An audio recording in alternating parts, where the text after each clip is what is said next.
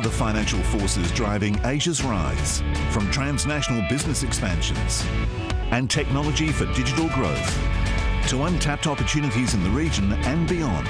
Understand the trends, innovations and corporate deals that are building Asia.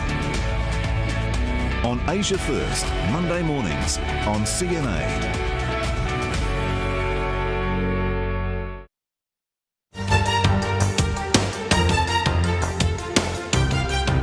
Updating this hour's top stories, Singapore rolls out an $800 million support package to help firms and workers hit by tightened COVID-19 restrictions. And Japan all set to extend its state of COVID-19 emergency for Tokyo and 8 other prefectures, less than 2 months to a delayed Olympic Games. At the same time, Japan also mulls sharing its coronavirus vaccines with others. This comes amid calls for aid to Taiwan, which is struggling with vaccination for its population. Malaysia has reported an all-time high of 8,290 new COVID-19 cases. A fourth straight day, this record has been broken. It is the first time the country has registered more than 8,000 new infections, taking the country's total to close to 550,000. It comes in the midst of its third movement control order, which ends on June 7th. Well, the country will celebrate its king's birthday. That day, the royal palace says that all celebrations will be postponed for a second straight year. The comptroller of the royal household said the decision was made taking into consideration public safety and health, but it said that the day would remain a public holiday. But Malaysia also set a new record for vaccinations, with a committee on vaccine supply saying that more than 100,000 jabs were administered on Wednesday. That takes a total tally to more than 2.7 million doses. In other news, jailed Hong Kong media tycoon Jimmy Lai has been handed a new prison sentence for attending protests on the 70th anniversary of the founding of the People's Republic of China. Lai has been given another 14 months after pleading guilty to organizing an unlawful assembly. He will now have to serve a total of 20 months for his multiple protest convictions. 7 other leading activists are also given new jail terms. The new sentences are the latest effort by China to dismantle Hong Kong's democracy movement. Mr. Lai, the founder of Apple Daily, is already serving time for his first sentence, and Hong Kong authorities are taking further steps to crack down on him. They have threatened his bankers HSBC and Citibank with up to 7 years jail if they deal with any of the billionaire's accounts. The move follows the freezing of his majority stake in publisher Next Digital and the local accounts of 3 companies he owns. Roland Lim has more. Beijing labels Jimmy Lai a traitor after his frequent visits to Washington to meet officials like former Secretary of State Mike Pompeo to rally support for democracy in Hong Kong. Former lawmakers Lai Jailed, Leong Kok Hong and Sid Ho, who also pleaded guilty, are already serving prison terms in relation to other cases. The other 6, including ex-lawmaker Albert Ho and Yong Sam, have also had their bail revoked and are currently remanded in custody. The arrests and subsequent convictions of dozens of pro-democracy activists is fallout from the 2019 anti-government protests, which started out as opposition against an extradition bill which the government later withdrew, but led to the worst crisis the city had ever seen since the handover.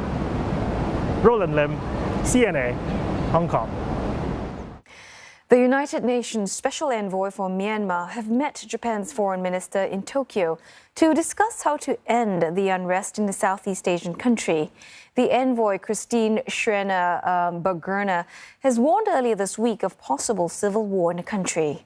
Well, she said that people are arming themselves against the military, which displaced the civilian government in a coup in February. Protesters have also started shifting from defensive to offensive activities as they're frustrated and fear attacks by the military.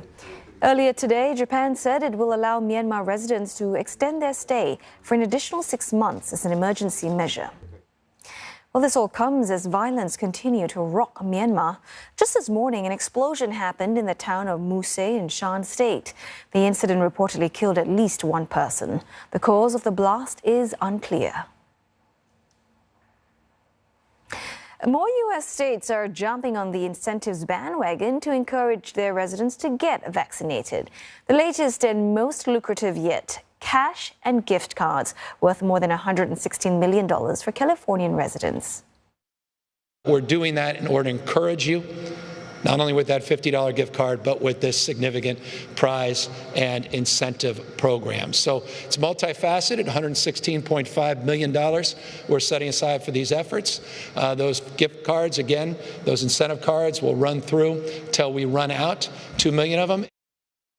As part of efforts to boost vaccinations before the state fully reopens by the middle of next month.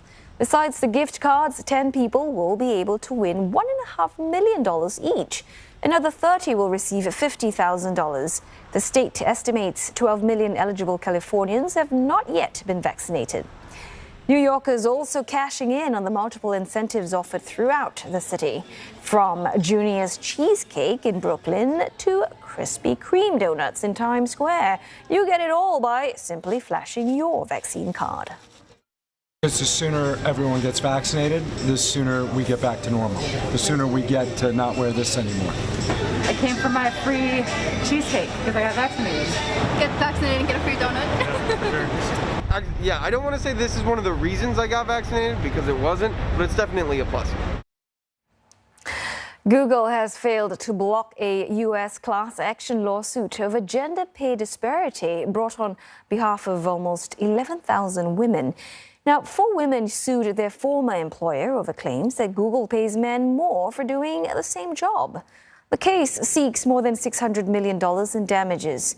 Google is alleged to have paid women less salary, smaller bonuses, and less stock compared with men in similar positions. The tech giant refuted the allegations and had tried to block the plaintiffs in their bid to represent a larger group in a lawsuit. Trial for the case is expected to start next year.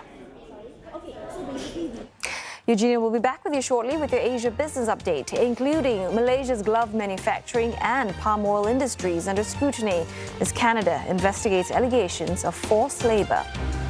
Plus, cicadas make a comeback in the U.S. in style.